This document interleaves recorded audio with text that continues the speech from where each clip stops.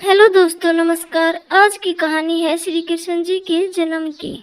भागवत पुराण के अनुसार द्वापर युग में मथुरा नगरी पर कंस नाम का एक अत्याचारी राजा शासन करता था। अपने पिता राजा उग्रसेन को गद्दी से हटाकर वो स्वयं राजा बन गया था।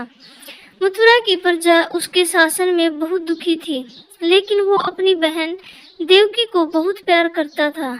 उसने देवकी का विवाह अपने मित्र वासुदेव से कराया। जब वो देवकी और वासुदेव को उनके राज्य लेकर जा रहा था, तभी एक आकाशवाणी हुई। हे कंस, जिस बहन को तू उसके ससुराल छोड़ने जा रहा है, उसके गर्भ से पैदा होने वाली 8वीं संतान तेरी मौत का कारण बनेगी। आकाशवाणी सुनकर कंस क्रोधित हो उठा और वासुदेव को मारने लगा। तब देवकी ने अपने पति के प्राणों की रक्षा के लिए कहा कि उनकी जो भी संतान जन्म लेगी वो उसे कंस को सौंप देगी। कंस ने बहन की बात मानकर दोनों को कारागार में डाल दिया।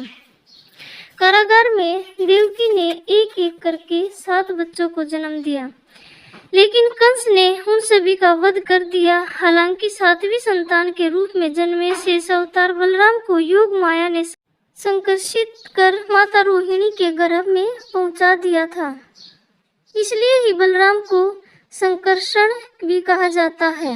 आकाशवाणी के अनुसार माता देवकी की 8वीं संतान रूप में स्वयं भगवान विष्णु कृष्णावतार के रूप में पृथ्वी पर जन्मे थे। उसी समय माता यशोदा ने एक पुत्री को जन्म दिया। इस बीच कारागार में अचानक प्रकाश हुआ और भगवान श्री हरि विष्णु प्रकट हुए।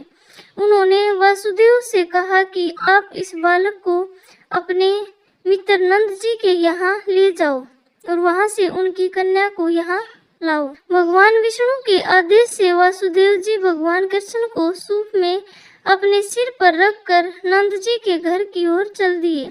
भगवान विष्णु की माया से सभी पहरेदार सो गए। कारागार के दरवाजे खुल गए। यमुना ने भी शांत होकर वासुदेव जी के जाने का मार्ग प्रशस्त कर दिया।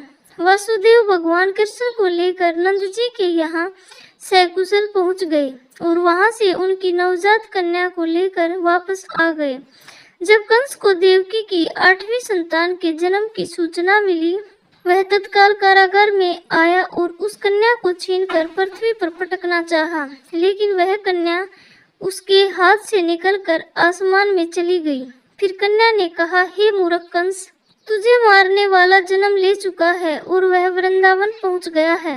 अब तुझे जल्दी ही तेरे पापों का दंड मिलेगा। वह कन्या कोई और नहीं, स्वयं योग माया थी। तो दोस्तों, आपको श्री कृष्ण जी के जन्म की कहानी कैसी लगी? आशा करती हूँ कि आपको कहानी पसंद आई होगी। प्लीज कहानी को लाइक करें, चैनल को सब्सक्राइब करें। इसी तरह अच्छी अच्छी कहानियों के साथ मिलते रहेंगे। तब तक के लिए बाय बाय, टेक केयर।